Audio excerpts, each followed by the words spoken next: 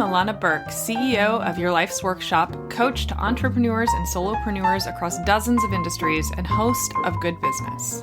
With nearly 20 years' experience helping hundreds of clients create profitable, ethically driven, and sustainable businesses based on their life's work, I'm here to teach you how to do great work, make great money, and make a positive impact without feeling like you need a shower afterwards.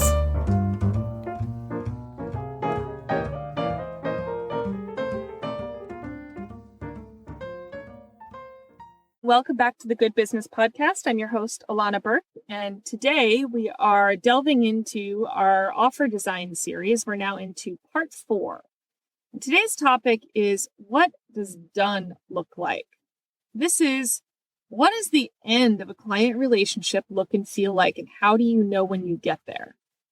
And are you even designing one with an ending? So first, we're going to look at how you think about this right from the jump. How do you think about finishing when you haven't even started? And is that going to be different for every client?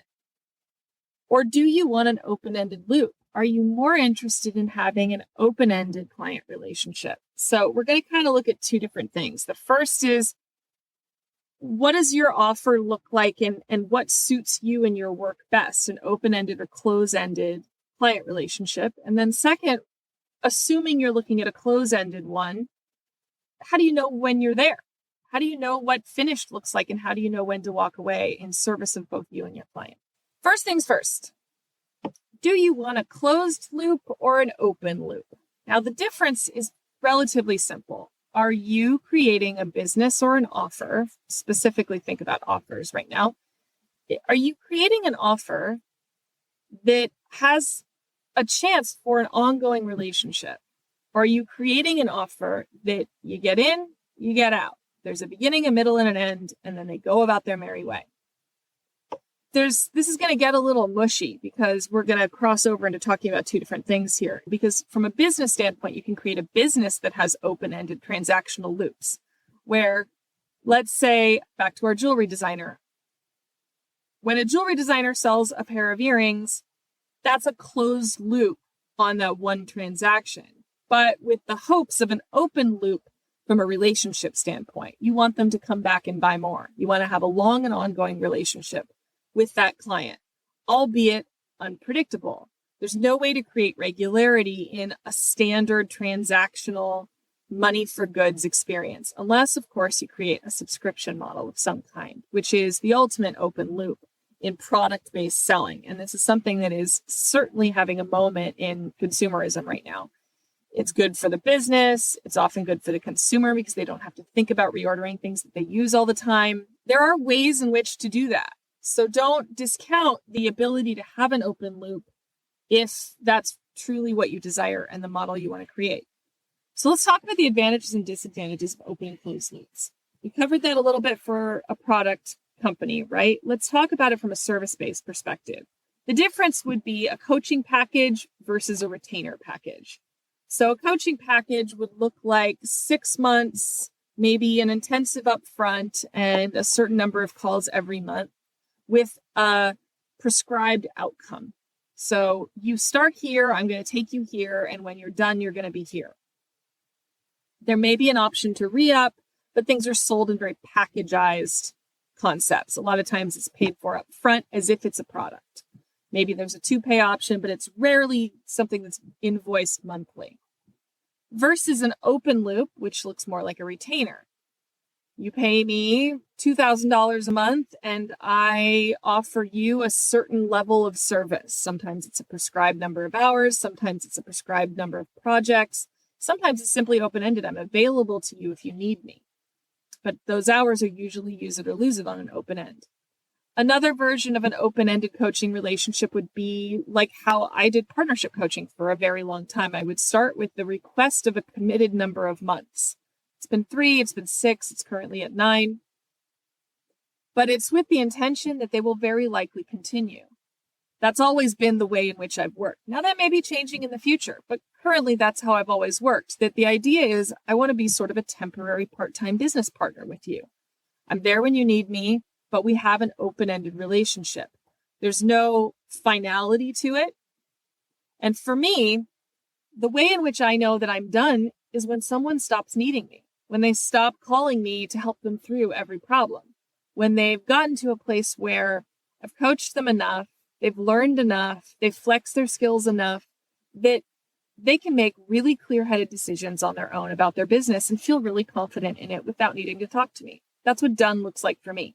So we'll get to that in a minute. But in your deciding whether you want an open loop or a closed loop, one of the most fundamental things is a simple question to ask yourself of, do I like long-term relationships or short-term ones?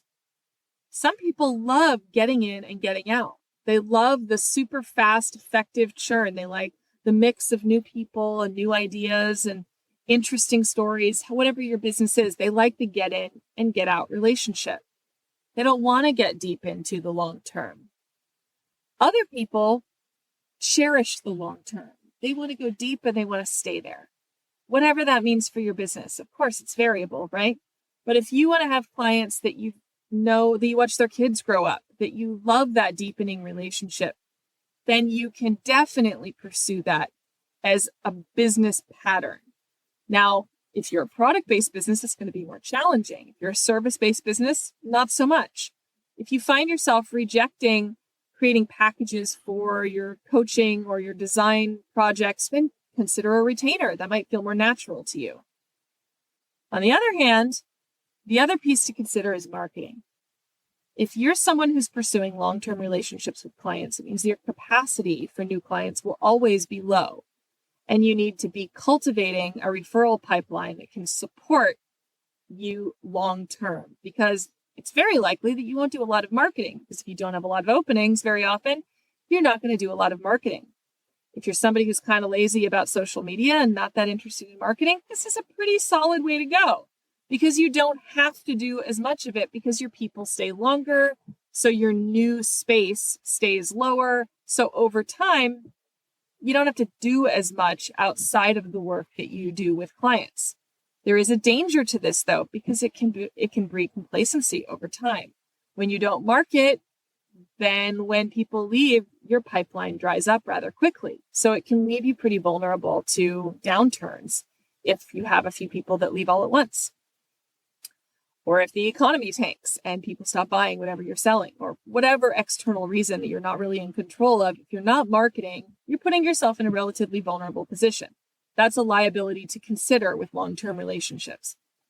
With short-term relationships, you have the inverse problem. You have to hustle and sell all the time.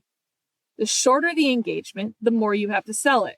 The bigger your list needs to be, the bigger your social reach needs to be, the more hustle you have to do, the more content creation, etc., right? So if you have short-term engagements with people, or you're the kind of service where they only need you when they need you, then you're going to need to understand that a much higher portion of your investment of both time and money will need to go towards marketing and bringing in new leads on an ongoing and continuous basis, or you will end up dead in the water.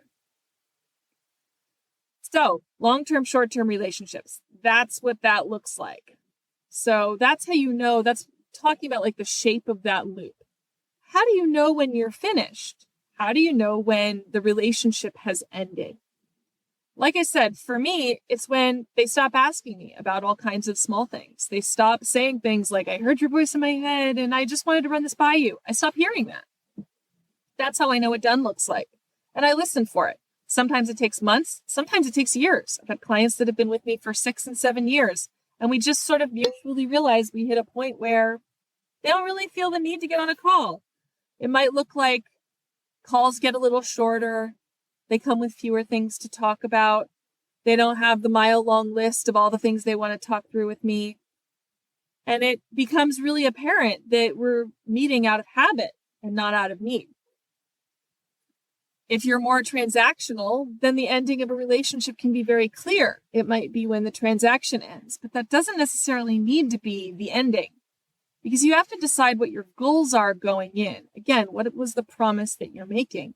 If you're selling jewelry and the promise that you're making is that somebody's going to feel better about themselves because they bought your jewelry, then the end of that transaction might not necessarily be when they purchase and get their receipt. It might be when you send a personal note a couple weeks later telling them that you are deeply grateful for their purchase, because that will have the effect on them. They will feel better about themselves because they did something good for you. So consider what the ending of a relationship might look like. It may have different permutations.